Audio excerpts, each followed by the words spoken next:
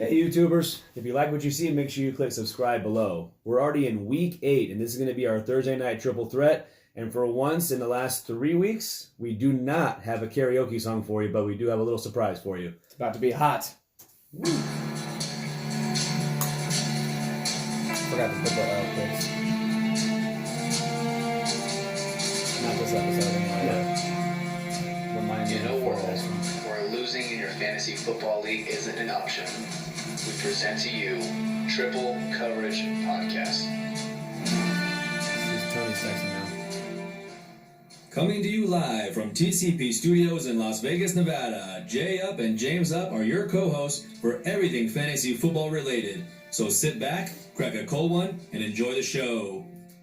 Welcome to Triple Coverage Podcast. It is week 8, and I can't believe it's already halfway through the season. After these games are done on Sunday and Monday, we're halfway through the season already. I'm exhausted.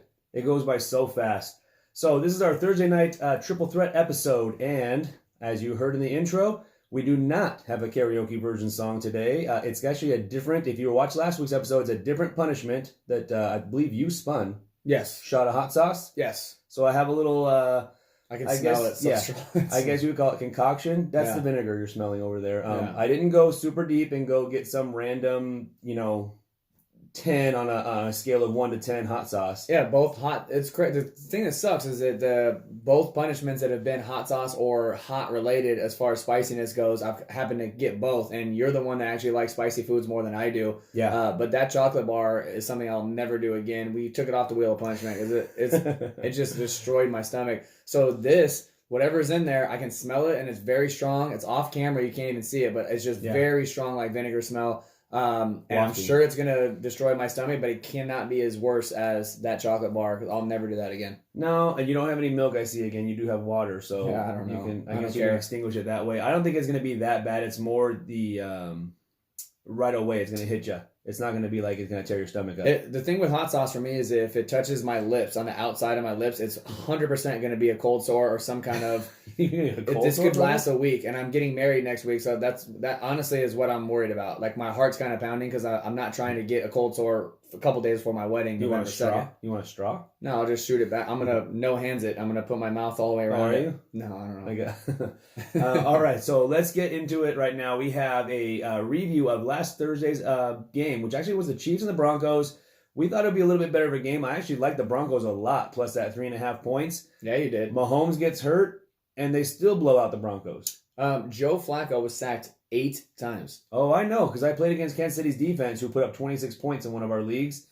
Did not see that coming. Well, I had to play Joe Flacco in a league. That's how bad I was strapped for a quarterback. I have like 6 of them, and they were either all hurt or on a bye or just out or whatever. From Drew Brees on down to Andrew Luck, who's not playing anymore. Mason Rudolph has been hurt, and he was on a bye. It was ridiculous. I could not find a damn quarterback, so Joe Flacco gets the start for me. 213 yards, no touchdowns, no interceptions, and nothing to talk about.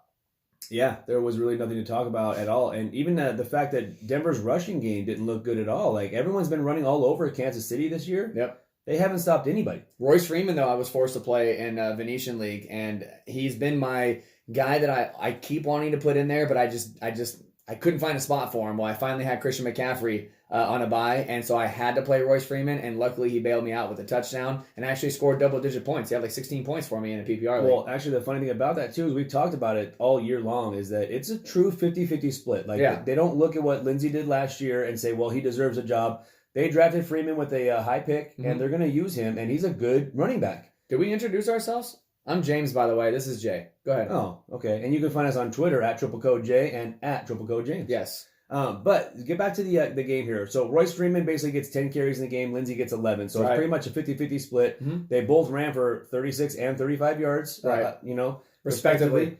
And Freeman got the touchdown. But that's the only thing that was the difference between the two of them. On the flip side of the ball with the running situation, what's going on there? Because McCoy looked good when Damian Williams was out for a little stretch. Mm-hmm. Damian Williams comes back, and now it's almost at the point where it's the Melvin Gordon-Eckler situation where you don't want to play either one of those guys. And every week you're like stuck with this decision to make of, can I play McCoy? Because, like, let's be honest, in my opinion, it's not even close. LaShawn McCoy has a lot more talent in his shoelaces than Damian Williams has in his body. So why, Jay, is Damian Williams getting 9 carries to LaShawn McCoy's 12? It should be 18 carries or touches for McCoy and less than 7 for Damian Williams, only in emergencies. Then they start throwing in Darrell Williams in there, and it's like, all you're doing is taking away from the most talented guy on the team, which is clearly LaShawn McCoy. Am I wrong there? No, and that's the thing that's kind of weird this year is that he's always been a one running back guy. And because of the situation he was put in, Andy Reid I'm talking of, the situation he was put in this year with, not having Kareem Hunt, they got rid of him last year, and they're kind of just, the mixed mosh bunch of guys. Mm-hmm. They go out and get McCoy, who we all thought was the best running back they had on their staff at that point. For sure, he was. And Damian Williams is still getting 9 carries for 7 yards.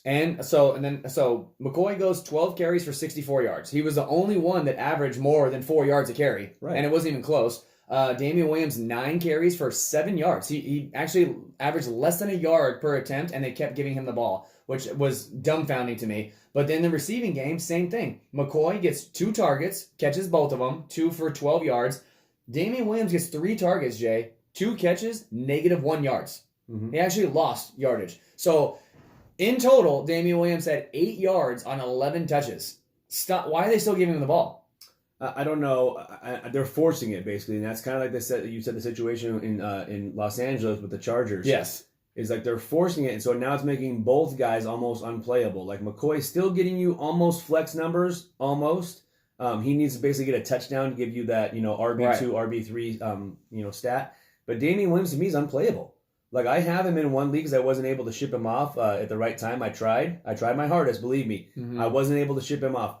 But at this point in the season, he's not playable to me. It's funny because I have bets with somebody at work that Damian Williams is going to be a top 7 running back. And I was like, dude, He's you not must going to be top 30 at this so point. high to think that Damian Williams has that much talent to be a top 7 running back. I couldn't even tell you where he's at right now, but I know it's nowhere near that. At the quarterback situation, I want to talk about for a second because, like you said, you mentioned Mahomes did get hurt. Yeah. Dislocated his knee. There was no structural damage. So it doesn't look like he's going to be out an extended period of time. But their bye week is week 12. So for me, it's interesting because they said originally he's probably going to miss 3 weeks. Okay. Right. If he did miss 3 weeks, that would be week 8, week 9, week 10. Do you throw him in week 11 right before the bye week and instead of just holding him out? Let's just assume that Kansas City splits or 2-2, 3, somewhere around there where they're still on top of the division, because let's just be honest.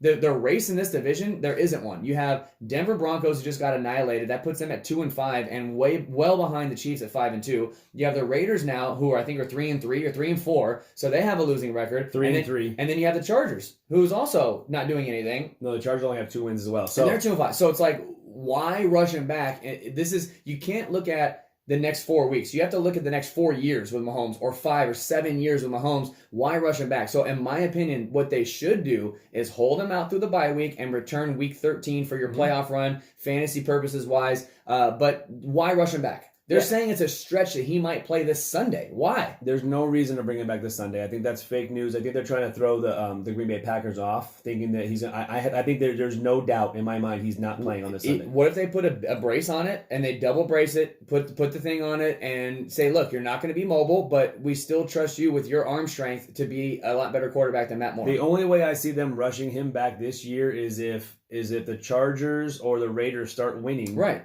And the Chiefs are losing with Matt Moore. But I don't think Matt Moore is that bad of a quarterback. He's definitely not on Patrick Mahomes' level, but he's a good game manager. And so if they just kind of simplify things for him and use a nice balance, I think they'll be okay. Well, so they're 5-2, Jay, right now, the Chiefs are, right? But here's their next 3 games is, like you said, Sunday night against the Packers, which is in Kansas City. It's a winnable game, but, I mean, the Packers are 6-1, so it's not easy.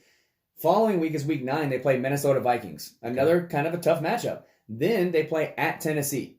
That's their next 3 games. The Chiefs could possibly go 1-2 there. And even with that, they're still 6-4 and very well ahead of the division. So, Mahomes should not play. And I have Pat Mahomes, and I'm begging for them not to put him in before he is fully ready and recovered. Yeah, this time off will actually give his ankle a little bit of time to heal, too, because if you remember the last 2 games, he's looked like he's limping around every play out there. He hasn't been as mobile because of that ankle, and he hasn't looked the same since he got that ankle injury. So this knee injury will sideline him hopefully for a few weeks, and that will give his ankle time to heal as well. So when he does come back, whether it be week 11, right before the bye, or right after the bye, I think that he'll be rested and he'll be ready to help your playoff. Is Matt Moore streamable in redraft leagues? I think he's definitely streamable. Like So it has Packers, Vikings at Tennessee. it has to be matchup based. I think that Well, those are the three teams. I think that I like him against the Packers, and I know Packers have a good pass defense, but you still got to remember they still have Travis Kelce and they still have Tyreek Hill, and McCole Hardman has actually been playing like flex worthy. Yeah, because he got a touchdown. He only had 2 catches for 28 yards. Right, but every week he's either got about 70 yards or a touchdown. Right. So he's giving you like flex type numbers, like low end wide receiver 3 numbers, and you still have Tyreek Hill there. And anytime you have Tyreek Hill on the field, I don't care who the quarterback is, they're going to find Tyreek Hill the ball. I would hope so. But the other options that I'm looking between Matt Moore on the waiver wire, I guess you would say, is the Andy Daltons, the Gardner Minshews, the Ryan Tannehills, the Mason Rudolphs. These guys are all they're all just guys, but they have easier matchups in my opinion than a guy like Matt Moore with the 3 matchups that I just said. You like Mason Rudolph, for example, plays Miami on Monday night, which is yes, please. Then he plays the Indianapolis Colts. It's like okay, and then he plays the Rams. All 3 home games, 3 home games in a row. Get back on the starting in the starting lineup and basically play Miami, Indy, Rams. To me, I'd rather have Mason Rudolph. The other one is Ryan Tannehill, who Ryan Tannehill is not great by any means. He shouldn't be owned. But if you look at who he's playing the next 3 weeks, Tampa Bay Buccaneers at home, hell yeah. At Carolina Panthers, definitely not scared of that. And versus Kansas City Chiefs. Like, I'm looking at the matchups and I'm like, dude, in all honesty, I'd probably rather have Mason Rudolph or Ryan Tannehill than Matt Moore. The next 3 weeks. To me, it goes on a week-by-week basis. If you own Patrick Mahomes and you want to go for someone like you said, Minshew or Tannehill or Rudolph, I don't know if I trust Rudolph. Even against Miami this week on Monday night, I don't know. They won't let this guy throw over 4 yards. Right. I want to see it first. Like, let this guy throw a little bit. Mason Rudolph under or over 24 fantasy points. I'll take under. Okay, I'll tell you why. Because I think they're going to use a heavy dose of James Conner. I think it's going to be a huge. He's James not Conner good week. enough to carry the load. Yeah, but I'm telling you right now, against Miami's defense, it'll be Benny Snell. I bet you will get some carries. I hope Pittsburgh proves me wrong and they let Mason Rudolph actually throw the ball because I want to see what this kid's got. Is this kid good enough to take over if Ben Roethlisberger leaves? I believe so. Okay, well, I want to see it. Okay. I want to see a pass over 10 yards in this game against Miami. You'll see that too. You'll see over 10 yards and over 24 fantasy points. And before we finish up with the review of this game, I want to mention again, like your boy Cortland Sutton, once again led in targets, 8 targets. He caught 6 of them for 87 yards. Love him. But it was nice to see Emmanuel Sanders get back in the game flow. He caught 6 targets. He caught 5 of them for 60 yards. And there's talk about maybe shipping him off before the trade deadline, which is October 29th. Yeah, I'm still firmly a believer in Cortland Sutton being close to or on the verge of a wide receiver 1 the rest of the way out. Even with Flacco or Drew Lock, if they decide to go that route soon, it doesn't matter. I think Cortland Sutton has the talent, and he's going to be right in that top 20 by the end of the season. And it looks like Denver realized that Royce Freeman does catch like he did in college. They gave him 5 targets. He was 3rd on the team in targets, and he caught 4 of them for 32 yards. So that was actually pretty nice to see. We like to see that. Philip Lindsay only got 1 target, caught it, -4 yards. All right, so let's go back to what we picked. Yeah. You take the shot? Yeah, you want to take the shot right now? We'll talk about what we picked first. Yeah, go ahead. So last week, it wasn't a barn burner by any means, especially because both quarterbacks pretty much shit the bed. I had Pat Mahomes, who came out injured. I picked Royce Freeman. That smells so bad. And then I picked Cortland Sutton over Travis Kelce. Made my eyes water. So I ended up winning 40 to basically 26 because you had Joe Flacco, Tyreek Hill, and Philip Lindsay. Yeah, Philip Lindsay's worst game of the year for me. So that was fantastic. Bottoms up, I guess. Yeah, go for it, and then I will talk about. We'll go switch over to this next game. We'll talk about some of the players because I'll say right now, it ain't gonna get any better next week. So next week, week 8, the game is the Washington Redskins. What was on the bottom there? Very chunky. It was chili garlic. It was a nice little concoction. Very, very chunky on the bottom. Chili, I tried to stir it up a little bit. It was that chili garlic and a little Tabasco. Gave me goosebumps. Hey, what are you gonna do? Not that was spicier than the chocolate bar in your actual mouth as you're swallowing it. In my stomach. Hopefully I don't throw up like I did with the chocolate bar. That thing was that was brutal. That ruined my organs for like 3 days. So why would anybody want to do that chocolate bar? Like, You know what I mean? Like no one's eating it because I don't know, they love but- chocolate but- and love that flavor. But after it happened, I went online and I started watching videos again, and it was these two guys, and the one guy, they both eat it right away, and they're like, oh, okay, it's not that bad, it's not that bad, and then they did a fast forward 15 minutes after the video ended, and both guys, Jay, were throwing up, and he was like, oh my God, he's like, it's sitting right, and I was like, oh, that's exactly how it was for me, and he's like, I can feel it burning up, like it was going to come out, but it wouldn't come out. And it was just like a dry heave. And then finally he started getting it up and made himself throw up. And he was like, it is so bad. And he's like, then they fast forward another 2 hours later. And he was like, my stomach is literally killing me. And I'm like, oh, good. So it wasn't just me. Now, That's a normal reaction. Why would you want to do that? I don't know, That's but what I'm saying. it's definitely upsetting my stomach right now a little bit. But not anywhere close to as bad. I can feel it. Very hot down there. Yeah, it's just coating. It's just coating that little sack down there. Yeah, it's like Pepto-Bismol, but the wrong way. So this Thursday's game, you have, Oh, man. as I mentioned before, you have the Washington Redskins traveling to Minnesota. Maybe a revenge game for Adrian Peterson, but just got word that he has not only a high ankle sprain, but a low ankle sprain. But he says he's good to go. It hit me hard now. It's a stomach thing for sure. Yeah, he's good to go. Adrian Peterson, he's good to go against the Minnesota Vikings despite suffering a high and low ankle sprain against 49ers. I don't see how that's even possible. The man's 32 years old. How do you get a high and a low ankle sprain? What do you mean? I mean, Two different feet, maybe. Maybe that is. Then how is he good to go? Because right now they're looking at having Chris Thompson. He wants to tape it up and get out there because he's a gamer. He always has been. He likes to play through injuries, and that's just how he is. And he knows. I'm pretty sure he knows the situation that he's in right now is that he's only getting the run that he's getting is because everyone else is banged up. You remember at the beginning of the season, he wasn't getting anything. Right. And healthy and active, healthy scratch. And obviously I know Gruden's gone now, but Gruden basically came out and said, like, yeah, we'll play you when we need to line up in the I formation and run the ball 35 times. Like, that was a literal quote from Jay Gruden. Right. Jay Gruden's gone now, but they don't have any other option there. So unless Wendell Smallwood or Craig Reynolds is going to come up and like, how is Washington going to score in this game? I hate saying this, but Washington is 2-5 against the spread. Vikings are 5-2 against the spread, and the Vikings are favored by 16. It's up to 16 now. I know it says 15.5 here. It's up to 16. How are they going to score, Jay? Every week we say that. And Defensive touchdown? Every week is some kind of fluky thing happens. But we said that with the Washington-San Fran game. I was all over the under in that game, and it was 9-0. That was a torrential downpour. It was, and I did say to start on the Patreon episode that you could start Terry McLaurin as like a sneaky play. Terrible. I think he had 2 catches. It was pouring rain. It wasn't like it was like a light drizzle. Like it was pouring rain. You saw the defensive lineman that tried to sack Washington D lineman tried to sack Garoppolo, and he dove at his feet, and the dude literally was on the ground sliding for like 9 yards, and he was still keeping up with Garoppolo as Garoppolo was scrambling. Like it was crazy to see. Slow motion video of it was amazing. Yeah, so that game ended up being 9-0. So who's gonna call that? Who knows going to be a torrential downpour there? But this is going to be in a dome. So you got Minnesota Vikings in a dome. I actually like McLaurin this week. I know that the Minnesota Vikings have a good defense, but I think that he could be able to break loose and catch a long pass in this one. They better hope so. Because I don't know who the hell's going to run the ball. They've already named Case Keenum the starter for Washington. I don't like that. I was just going to ask you, why are they not playing Haskins? Like at this moment, are they like what are they afraid of? Your team is 1-6, and I know your offensive line's not great. His confidence. So, is it going to be better next year? I think like week 1 next year, okay, Haskins starts.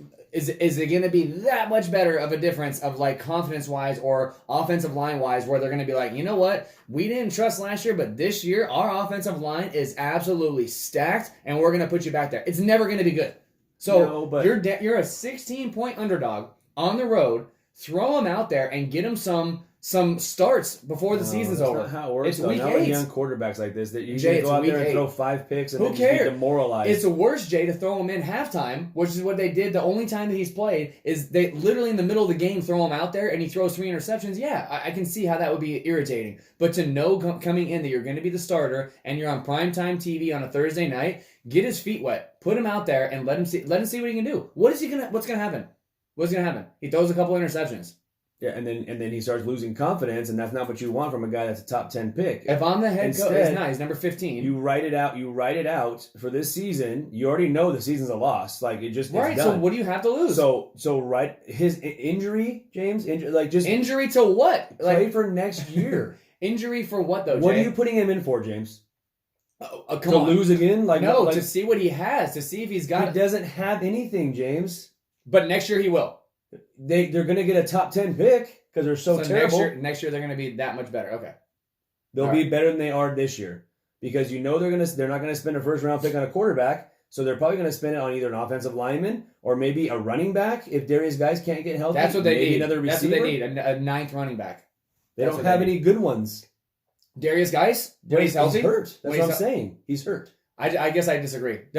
Look, I'm not saying throw him to the fire against the New England Patriots. This is throw him out there, see what he can do for 4 games. It doesn't. So what? He loses? You're gonna lose anyway. You're a 16-point underdog. You might as well. You just spent a top 15 pick on a quarterback that you clearly believe in.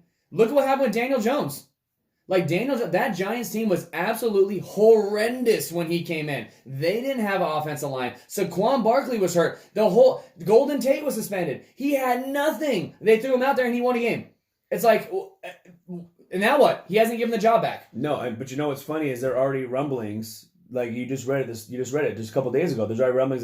Reporters are asking, "Are you ready to bench Daniel Jones and bring Eli back?" Yeah, right. For what? They're not going to win. The coach is like, "No, we haven't considered that. We haven't considered that." You know what I mean? So people are already asking. So it's why even put him in that situation? People are going to ask about the quarterback when the team is losing, regardless. But in this particular case. Case Keenum versus Haskins, neither one of them is going to give you a great opportunity to win this game. So you might as well see what you have so that you know. Maybe Haskins comes in and he's absolutely horrible and he's terrible for 5 games in a row. Then you're like, okay, maybe we do need to look at a quarterback next year in the second round or the first round or whatever and maybe get some competition going. But if you don't even throw him out there and just assume he's going to be good next year because you added 1 offensive lineman, I just don't buy into that. No, you don't know what you have yet. 7 rounds and they have more than 1 pick. Jay, but you don't know what you have until you throw him out. So it's that much better to throw him out week 1 next year than it is right now and let him play 7 or 8 games and get his feet wet a little bit so you at least see what you got. No, it's your first round pick. To me, if they were going to do that, and go that route, they should have thrown him out there against Miami. Okay? I thought that's a game that he did come in halftime.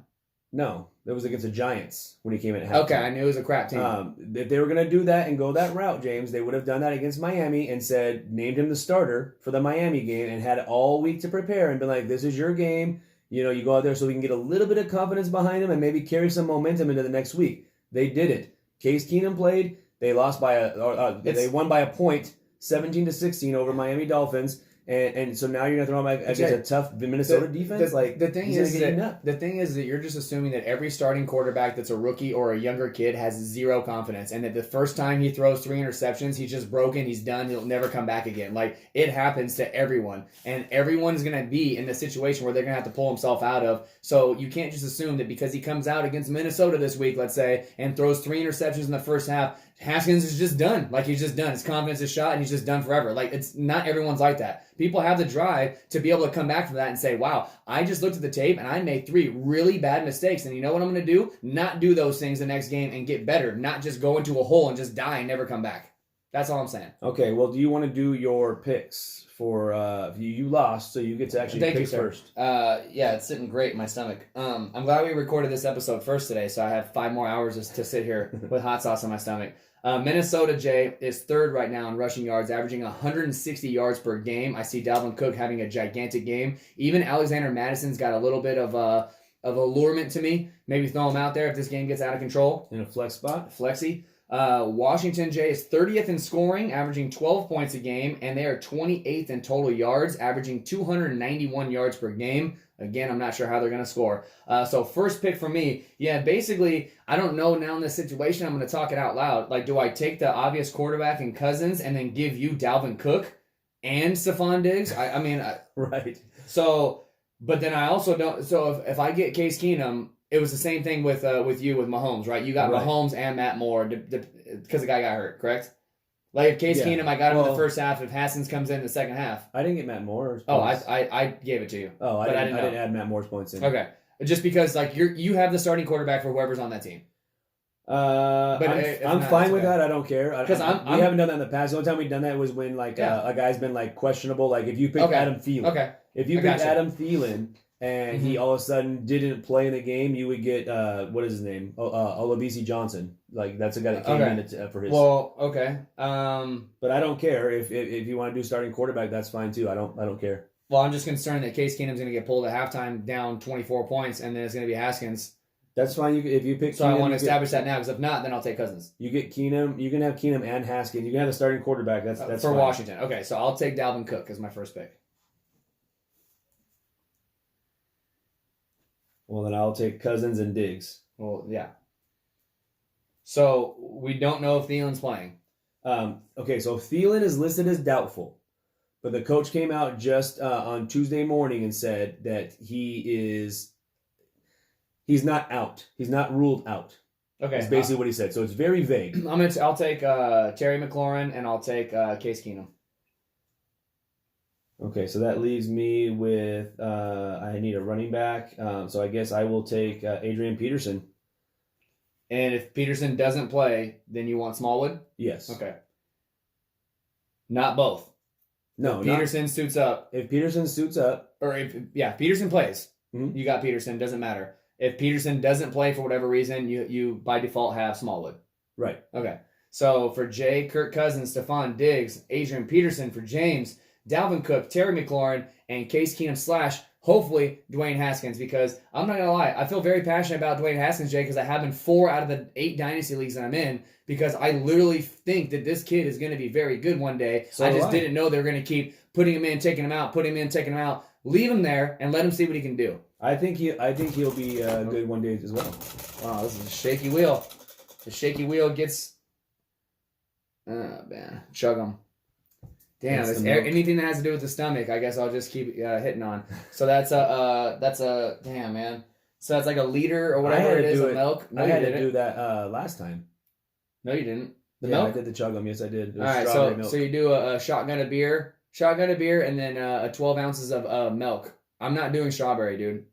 Oh, to me, strawberry was better than regular. Oh yeah, it was you that did it last time with the strawberry. Strawberry would taste. I don't like regular milk. It tastes disgusting to me. And strawberry actually wasn't that bad compared to regular milk. Regular milk would have made me gag. Strawberry did not. Well, there you have it, folks. Regular milk makes Jay gag. Anything else you want to add to Thursday night preview? No. Who is your pick for this game? Minnesota and under.